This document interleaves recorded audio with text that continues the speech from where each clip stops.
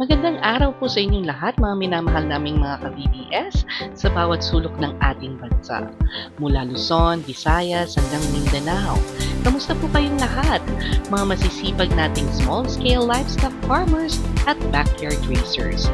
Ako po muli ang inyong lingkod, Miss B, at narito na naman tayo sa ating Voice and Vision Stories para magbahagi ng impormasyon na tiyak na magbibigay ng pag-asa at bagong simula. Handa na ba kayong makinig sa isang pagkakataon na maaaring magpabago sa inyong pamumuhay? Tara na, simulan na natin. Mga ka-BBS, alam kong pamilyar kayo sa sistema ng paiwi o paalaga. Ito ang tradisyonal na paraan kung saan ang isang may-ari ay nagpapatiwala ng kanyang alaga sa isang tagapag-alaga. Ang maganda po nito ngayon, ang ating gobyerno sa tulong ng iba't ibang ahensya ay sumusuporta sa ganitong sistema. Ito po ay isang programa na naglalayong tulungan kayong mga magsasaka na makapagsimula o mapalago ang inyong kabuhayan sa pag-aalaga ng hayop nang hindi kayo mag-aalala sa malaking puhunan. Sa paiwi ng gobyerno, kayo po ay magiging tagapag-alaga ng alagang hayop na ipinagkatiwala sa inyo. Kayo ang bahala sa pagpapakain at pag-aalaga. Pagkatapos ng isang takdang panahon o kapag nanganak ang alaga, maghahati kayo sa benepisyo o sa mga bagong silang na hayop ayon sa inyong kasunduan. Ang paiwi system ng gobyerno ay isang tulay patungo sa mas maginhawang buhay. Una po, ito ay daan sa mas malaking kita para sa inyong pamilya. Pangalawa, mayroon kayong kaalaman at technical support mula sa mga eksperto. At pangatlo, ito po ay pagpapalakas sa ating lokal na industriya. Sa pagdami ng alaga ninyo, lumalakas din ang ating produksyon ng pagkain na nakakatulong sa buong bansa. Kaya huwag mag-atubili dahil ang programang ito ay ginawa para sa inyo. Ngayon, tumako naman tayo sa mga hayop na kasama sa mga programa ng gobyerno. Kalabaw. Ang pangunahin po dito ay ang ating mga kalabaw lalo sa pamamagitan ng Philippine Carabao Center o PCC. Ang kanilang sistema ay ang pagpapahiram ng mga mura buffalo para sa gatas at ating mga native na kalabaw sa mga magsasaka. Sa ganitong paiwi system, ang unang ipinanganak ng buya ay ibabalik sa PCC para maipamahagi naman sa ibang magsasaka. Baka.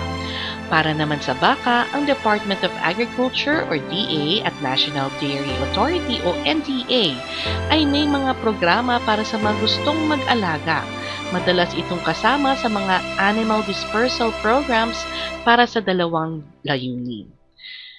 Para sa gatas, tulad ng mga Holstein, Friesian, ang mga breed na ito ay kilala sa kanilang mataas na gatas. Para sa karne, tulad naman ng mga lahing Brahman na mabilis lumaki at may mataas na kalidad na karne. Kambing. Ang DA Bureau of Animal Industry o BAI at ang mga lokal na pamahalaan ay mayroon ding mga dispersal program para sa kambing. Ang kambing ay madali lang alagaan at napakagandang panimula para sa mga backyard racers.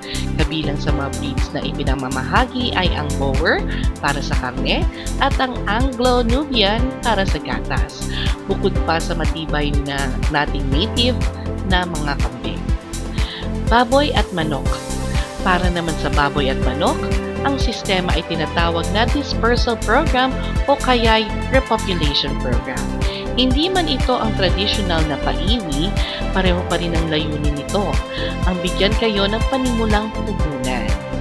Para sa baboy, may programang tulad ng Inspire para sa mga naapektuhan ng African swine fever.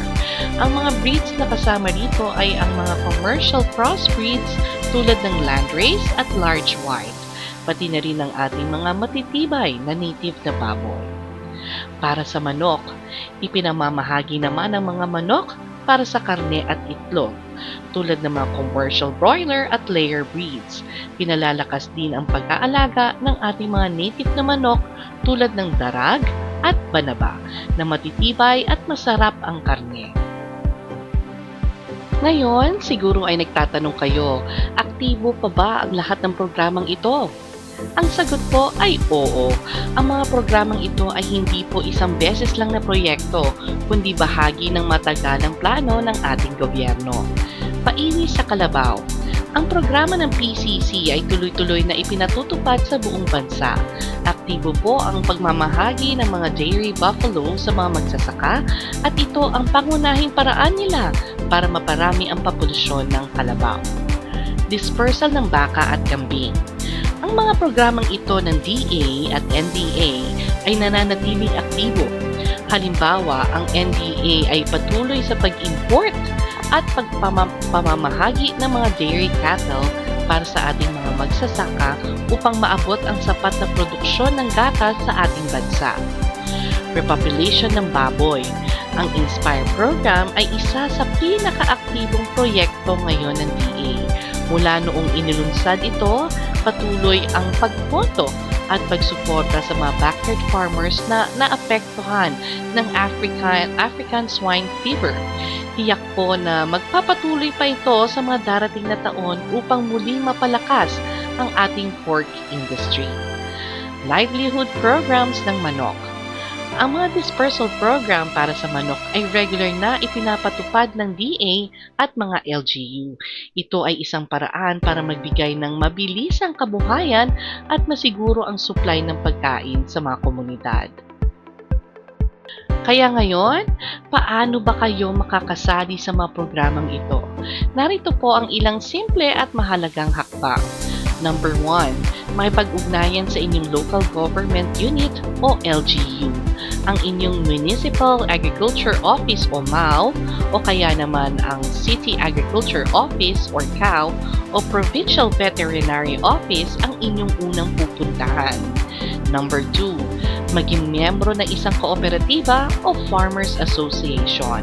Karamihan sa mga programa ng gobyerno ay ipinapatupad sa pamamagitan ng mga organisasyong ito. Number 3, ihanda ang mga karaniwang requirements. Kadalasan, hihingi ng inyong valid ID, barangay clearance at iba pang dokumento. Number 4, dumalo sa mga seminars at orientation. Mahalaga na dumalo kayo sa mga pagpupulong na ito para maunawaan ninyo ang lahat ng probisyon ng kontrata. Mga ka-BBS, huwag po kayong matakot magtanong at magsimula. Ang mga programang ito ng gobyerno ay binuo para sa inyo. Ito ay isang tulong na kailangan natin para makabangon at magtagumpay. Nasa atin po ang sipag at tiyaga. Hinihikayat po kayong lahat sa bawat barangay, sa bawat bayan, at sa bawat probinsya na alamin ang mga programang kagaya nito at makipag-ugnayan sa ating mga opisyal. Sama-sama nating pagyamanin ang ating mga kabuhayan. Muli po, ako si Miss V at sana ay nakapagbahagi ako ng mahalagang impormasyon sa inyong lahat.